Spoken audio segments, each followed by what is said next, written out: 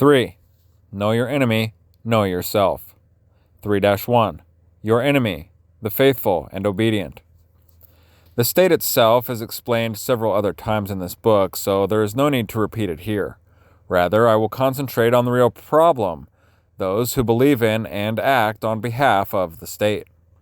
It is particularly difficult for an honest, peaceful person to understand and anticipate the acts of those whose minds are absorbed in evil, dominance, and power, or those committed to obey such monsters.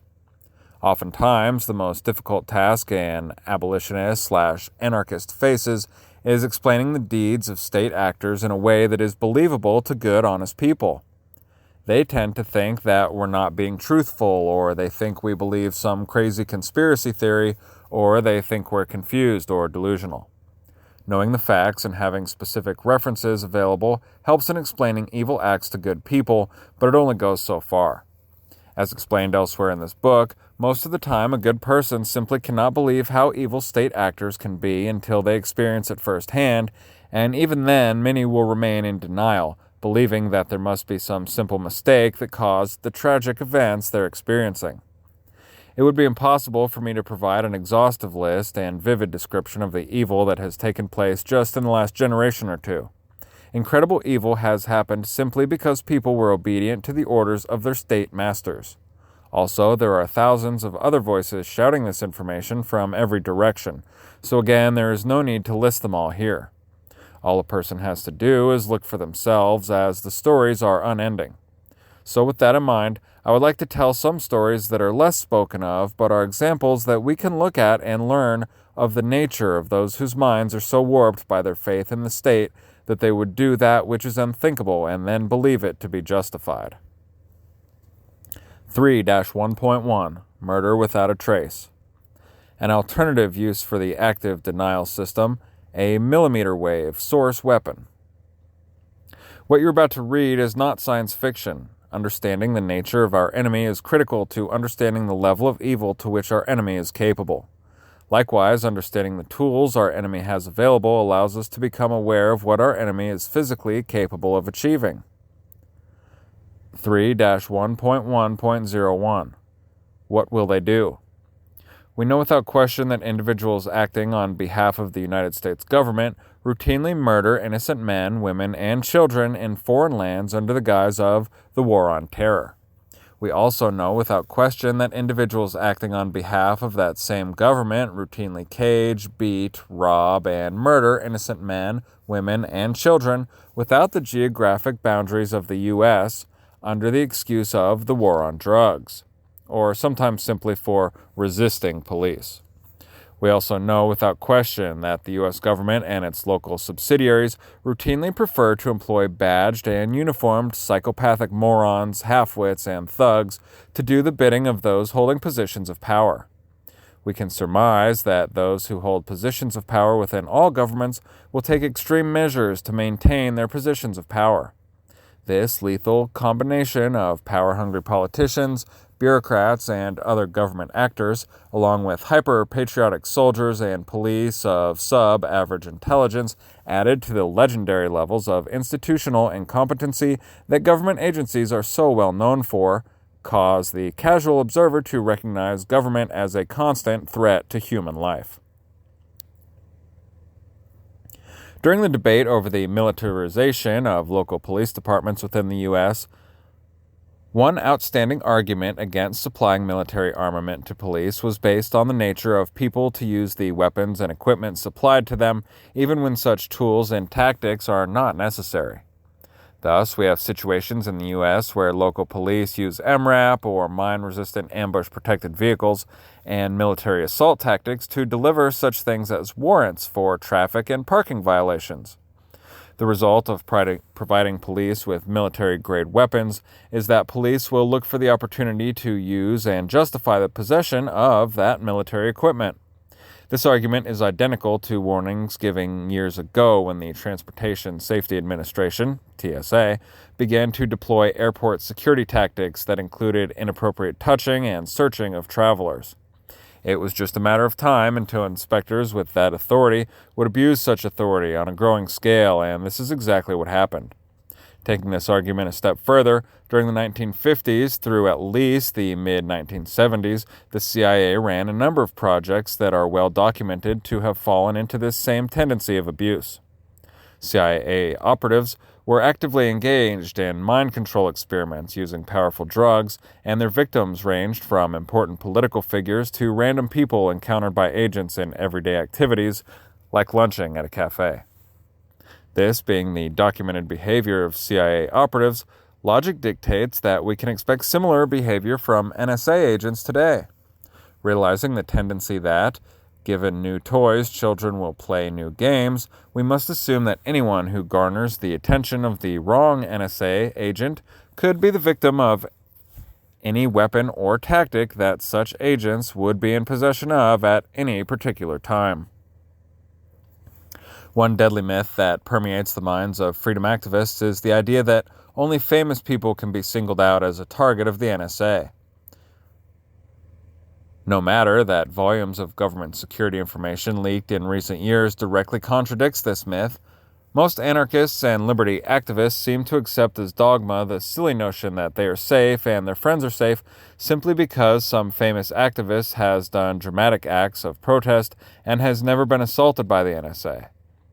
An aspect of this myth is the almost universal acceptance that the NSA uses some kind of ranking order to decide what liberty celebrity is to be scrutinized. Then, when someone publicly states that they are being watched or bothered by authorities, some liberty celebrity who feels they rank higher will dismiss the lesser libertarian's claim. How ridiculous! Would anyone believe speeding tickets or random acts of violence by police are done by some ranking order?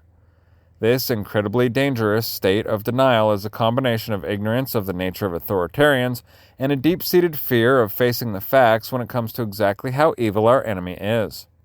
In saying this, I'm not trying to use fear as a motivating factor. I'm trying to educate good people who simply can't seem to get their head around the fact that we are dealing with authoritarians who will single out anyone who comes into the crosshairs of their scope. They don't care what celebrity ranking you feel you deserve because the agent who is likely to single you out hasn't spent countless hours figuring out a who's who of the people you think are important. I like to think of dealing with the NSA as very much the same as hiking in a swamp. I write this from a campground in the deep southeastern United States where there are wide swamps filled with all kinds of dangerous creatures. Within a 5-minute walk of my camp, I could encounter a bobcat, a coyote, a rattlesnake, a cottonmouth viper, fire ants, or a hungry alligator. None of these creatures would treat me kindly. Yet I hike every day in these swamps because I love them. I do not need to be afraid, but the reason I don't fear is because I am aware of the danger and I know how to protect myself in any situation. Therefore, I am motivated by knowledge, not fear. Blindly believing the NSA won't target you because you aren't famous is like walking through a swamp without being aware of the dangers.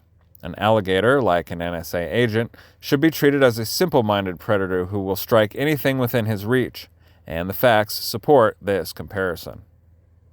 3-1.1.02. What can they do?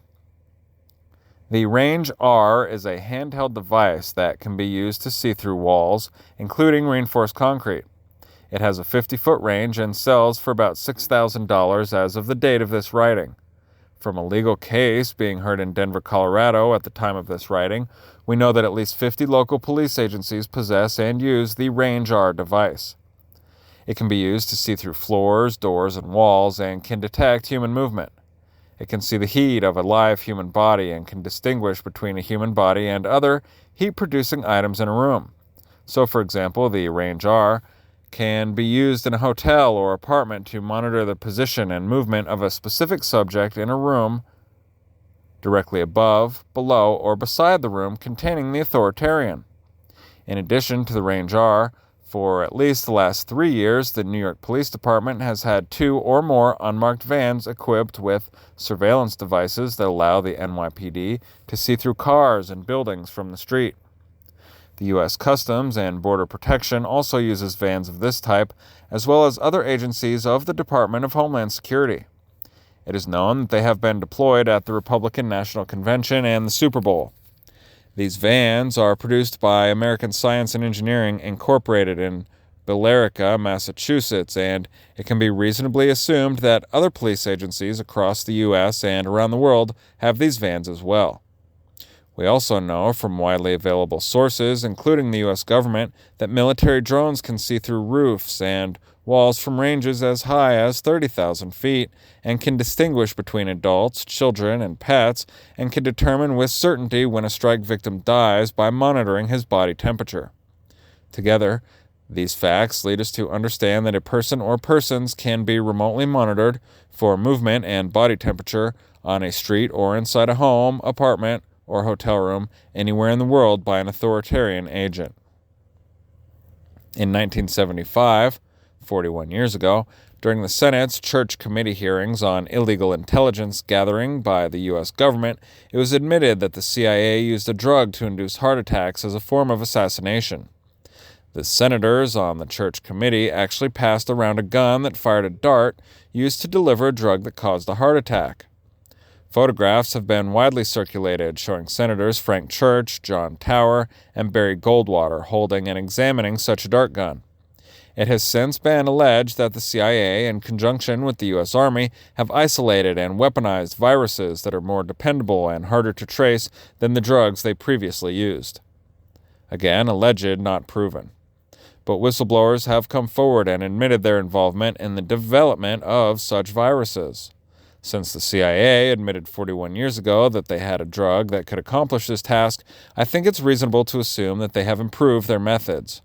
Therefore, I can say with reasonable confidence that individuals acting on behalf of the U.S. government can and have used heart failure as a weapon, and logic dictates that their methods, tools, and technologies have been refined and improved since 1975.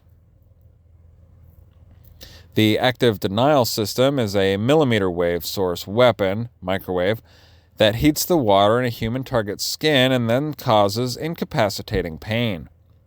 Its stated purpose is for riot control duty, with a wide beam of energy intended to influence a crowd into moving back or dispersing.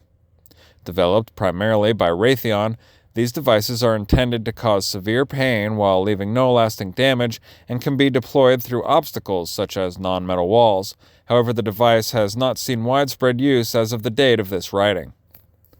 The following information in quotes comes from the document Bioeffects of Selected Non-Lethal Weapons, Addendum to the Non-Lethal Technologies Worldwide Study, NGIC-1147-101-98, by the Department of the Army, 1998. The topic is the existence of a weapon, the active denial system named above, used for warming the skin to an uncomfortable level for crowd control purposes. The range of the weapon is stated as hundreds of meters, but the paper suggests it can be used at close range with man-portable equipment. Quote, mechanism to produce the desired effects. This concept builds on about 40 years of experience with the heating effects of microwaves. Numerous studies have been performed on animals to identify characteristics of importance to the understanding of energy deposition in animals. As a result of the physics, the relationship between the size of the animal and the wavelength of the radio frequency energy is most important. In fact, the human exposure guidelines to radio frequency radiation are designed around knowledge of the differential absorption as a function of frequency and body size. The challenge is to minimize the time to effect while causing no permanent injury to any organ or the total body and to optimize the equipment function. The orientation of the incident energy with respect to the orientation of the animal is also important. End quote.